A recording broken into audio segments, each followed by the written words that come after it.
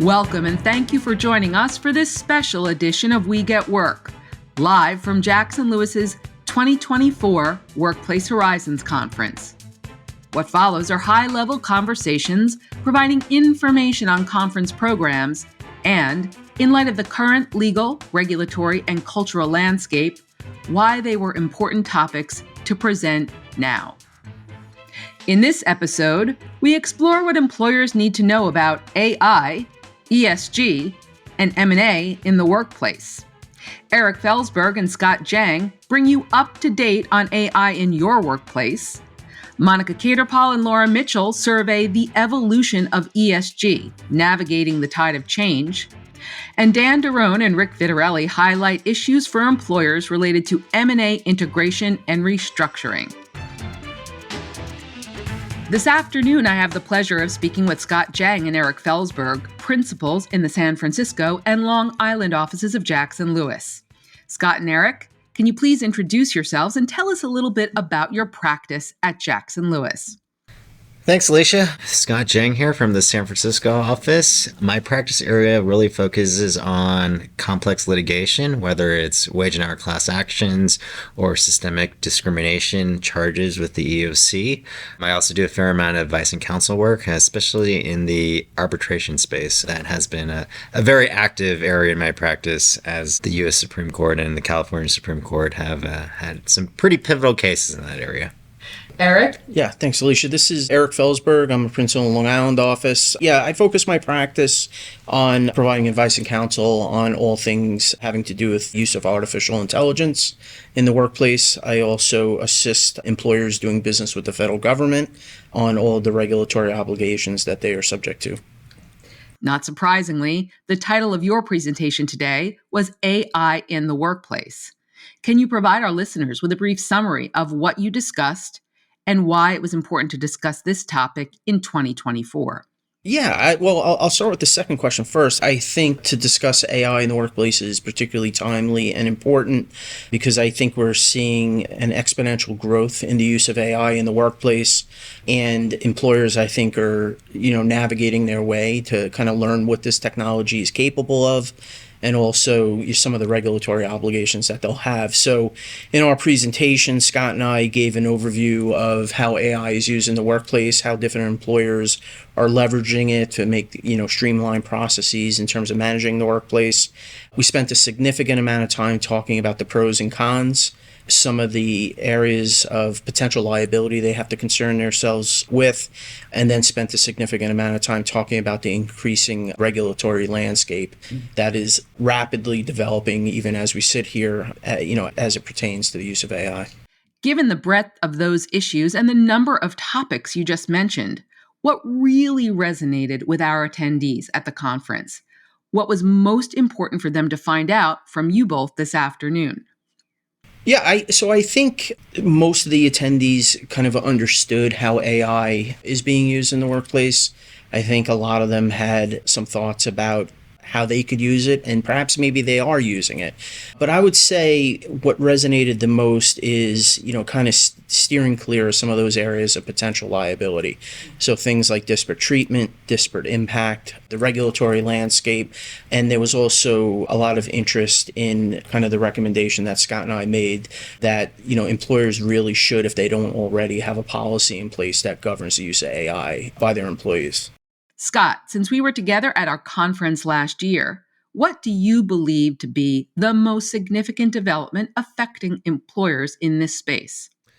Well, I'm not sure if it's a development per se. I think when it comes to AI, what has transpired in the brief time of 1 year has just been the kind of ethos and focus on AI.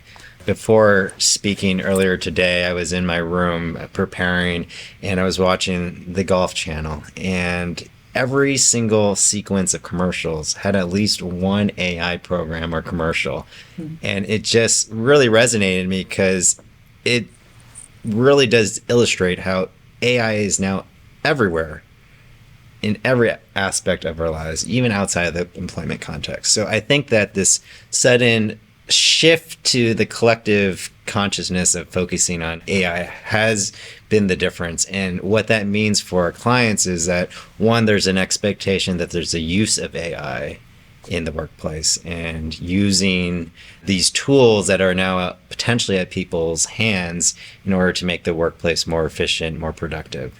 And when it comes to our clients, it also means it's an expectation that Employment Counsel knows what the regulatory landscape and what the limitations are. And so I think that that shift in terms of we really need to pay attention to this. This is at the forefront of everyone's mind. That has been the big difference between 2023 and 2024. Okay, so this one's important. How can we help employers? What are some key takeaways that you shared this afternoon? And what can we tell our listening audience here at We Get Work?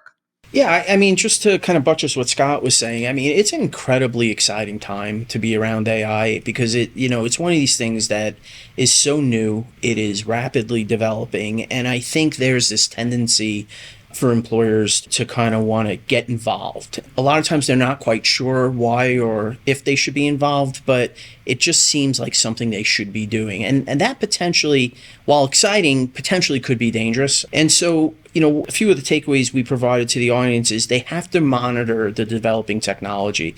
This technology is developing so quickly that it is difficult at times to keep up and really try to understand what the capability of these different technologies are. The second thing is they just have to have a policy. If you're starting to kind of step into the AI space, one of the things you want to avoid is just a free-for-all where everyone could just use whatever tool that they wish to use. And there are concerns there. For example, employees may not know that they should not be putting confidential information into an AI tool, or a recruiting team may not fully understand that by using AI that potentially could have disparate impact issues associated with it. So it's really important to have a policy, and associated with that policy having a kind of a gatekeeper, or maybe even a committee that acts as a gatekeeper to monitor how it's being used.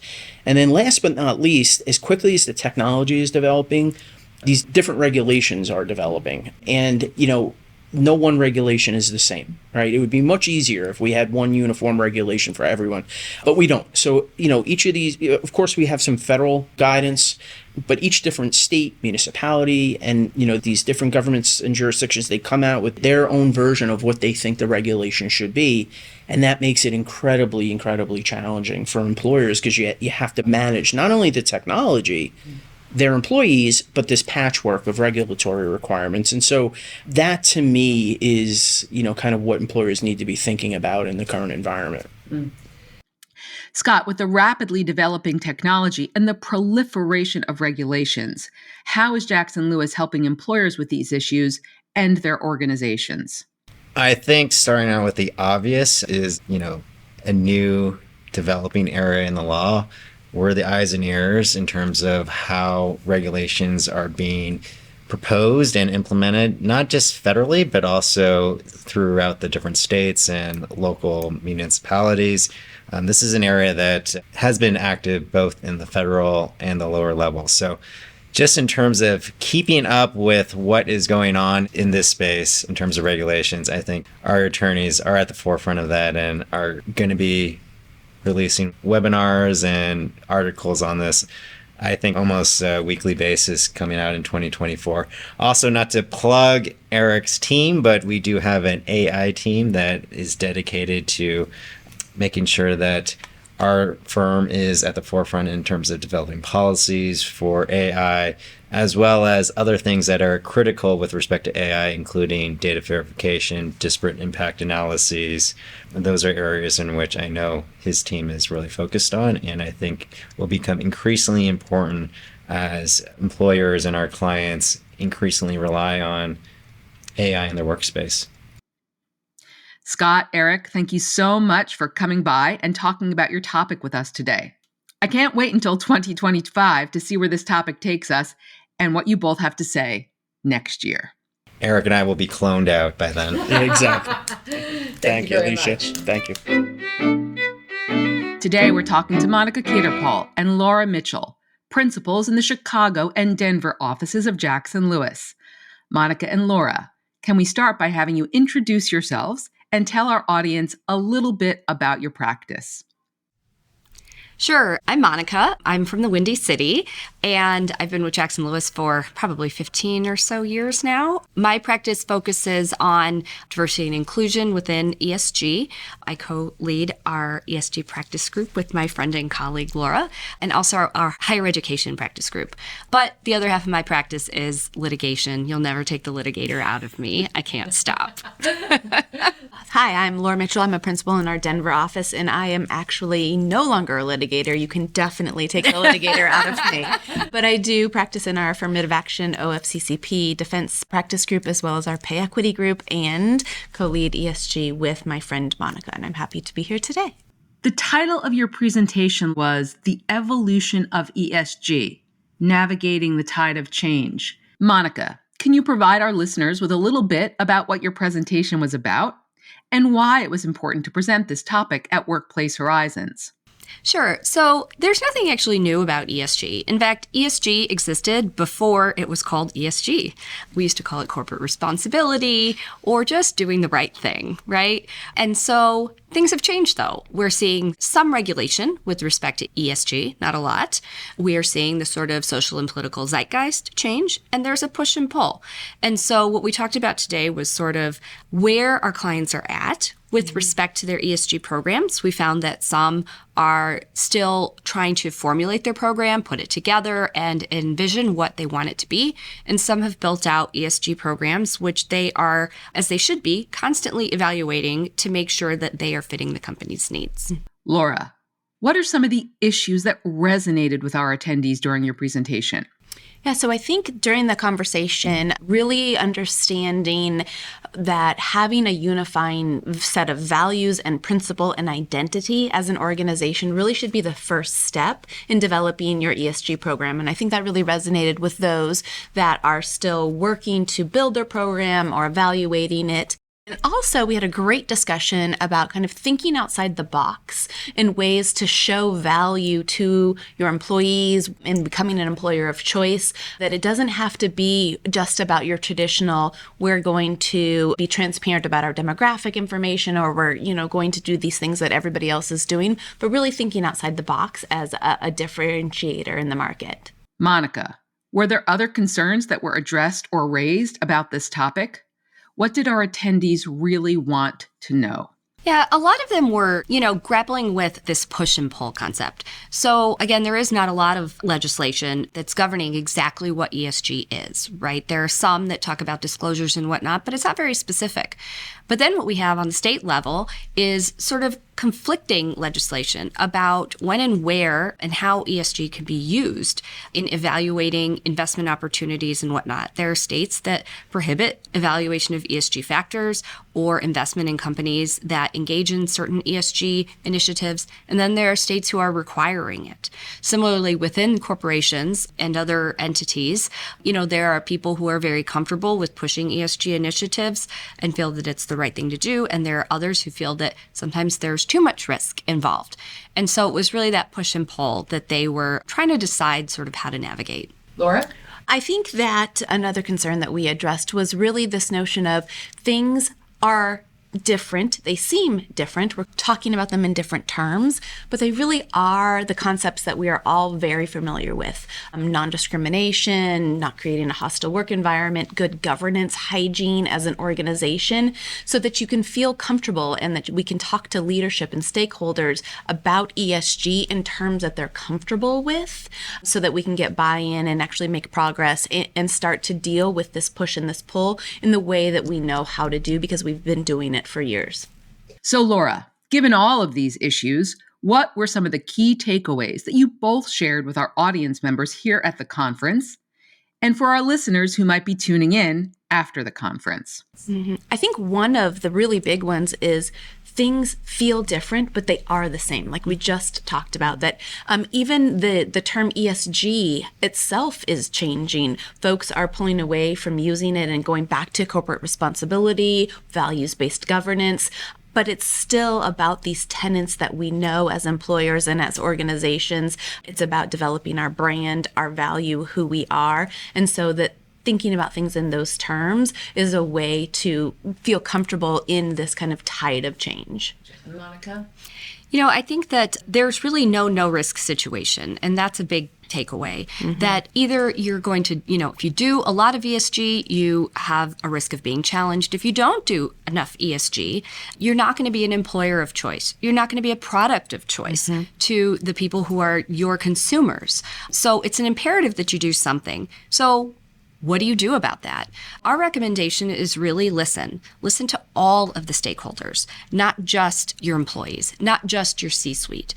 Listen to your shareholders, listen to your customers, listen to your middle management, and take that information after you do these listening tours and decide from there what is your brand, what are your corporate values, where do you want to go, and what is your risk profile. And from there, let those values guide your ESG practices and use that as an anchor. Right. It's about where do you want to spend your energy, and it should be where it matters most. Yes. And you don't know that unless you're listening. Exactly. Laura, one more question.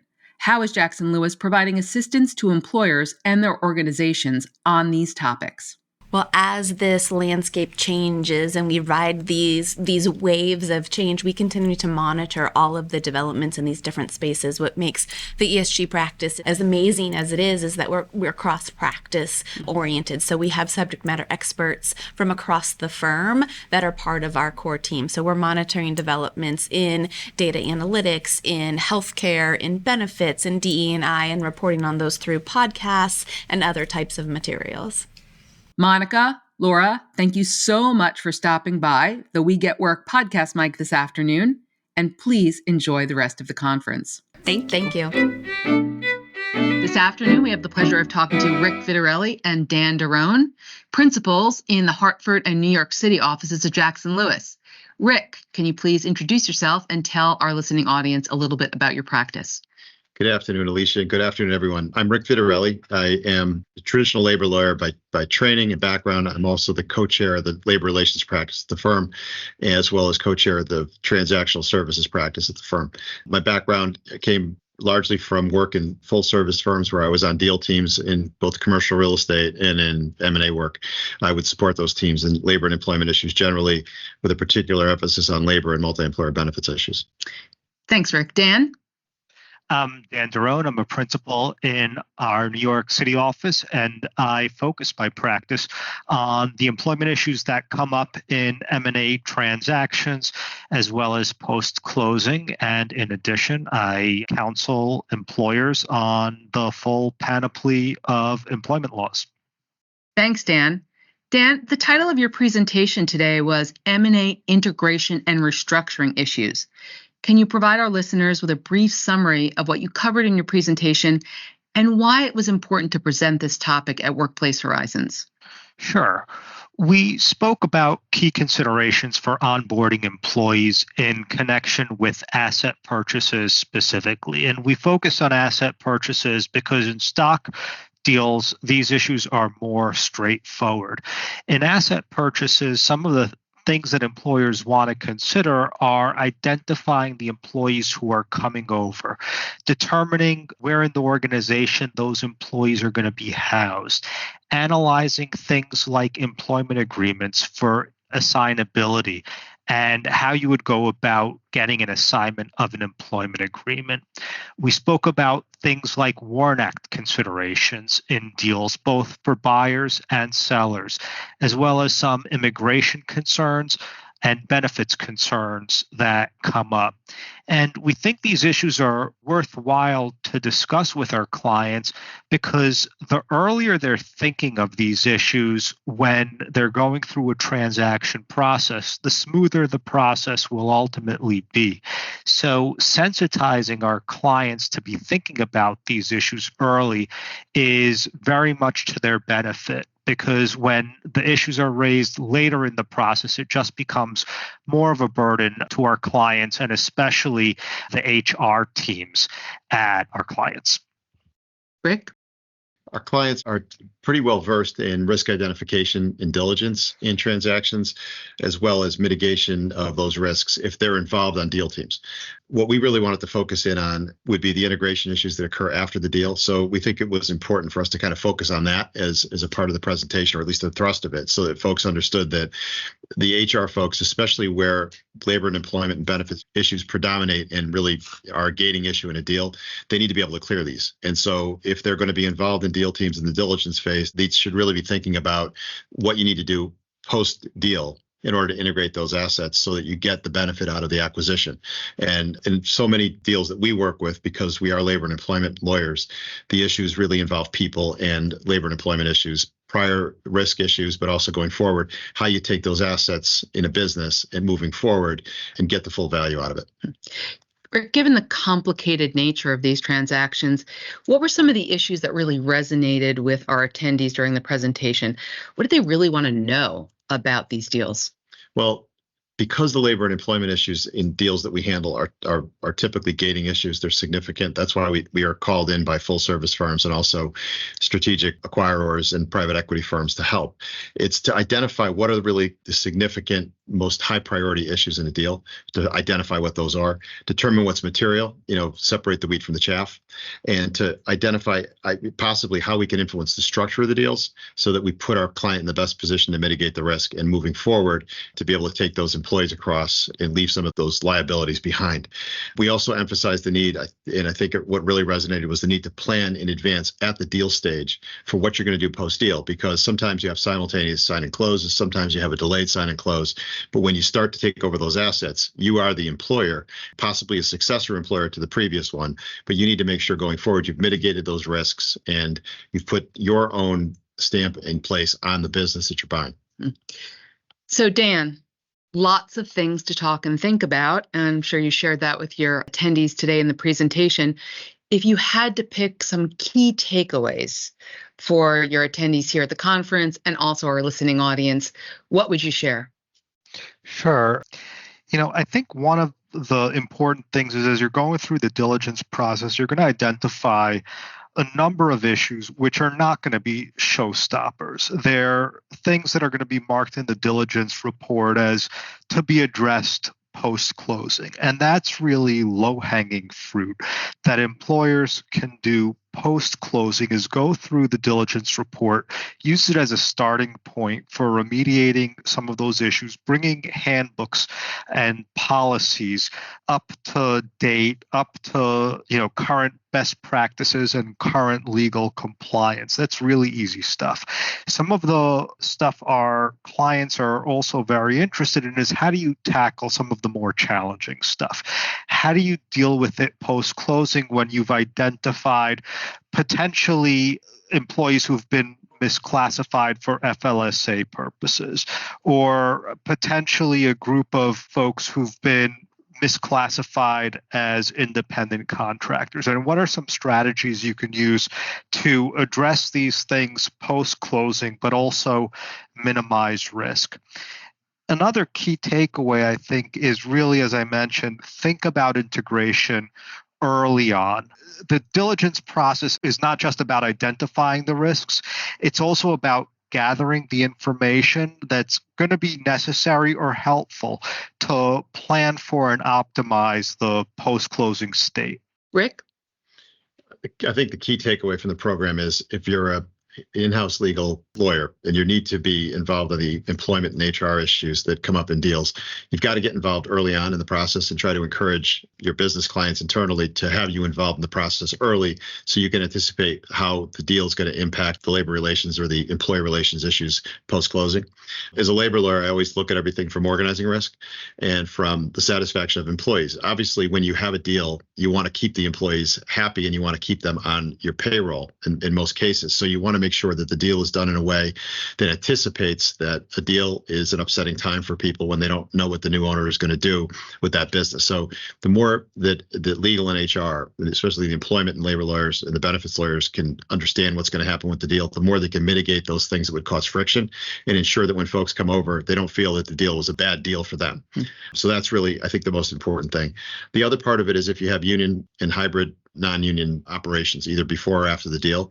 It's really important to have a competent labor counsel that understands the issues about contract administration for purposes of collective bargaining, making sure that you're not violating the CBAs, that you're bargaining where there's an obligation to bargain in anticipation of the deal, and that when you're setting up the business, if you're making any changes whatsoever, that you really have an appreciation for management rights in the agreements and what you can do without bargaining, what you can do with bargaining, and anticipate the need to build in the union as one of the stakeholders as part of the deal at the appropriate time so that you could have them not be surprised by the deal and push back in a legal sense on anything that you do. So that's really critically important. It's also important to understand how to administer things like third-party benefit fund obligations so that you don't find yourselves in a position where you don't know how to administer those, or you're missing payments, or you're paying late. Dan and Rick, a lot to think about. Thank you for joining us behind the podcast mic today, and we hope you enjoy the rest of the conference. Thanks for having us. Thank you for joining us on We Get Work. Please tune in to our next program, where we will continue to tell you not only what's legal, but what is effective. We Get Work is available to stream and subscribe on Apple Podcasts, Google Podcasts, Libsyn, Pandora, SoundCloud, Spotify, Stitcher, and YouTube. For more information on today's topic, our presenters, and other Jackson Lewis resources, visit jacksonlewis.com. As a reminder, this material is provided for informational purposes only. It is not intended to constitute legal advice, nor does it create a client-lawyer relationship between Jackson Lewis and any recipient.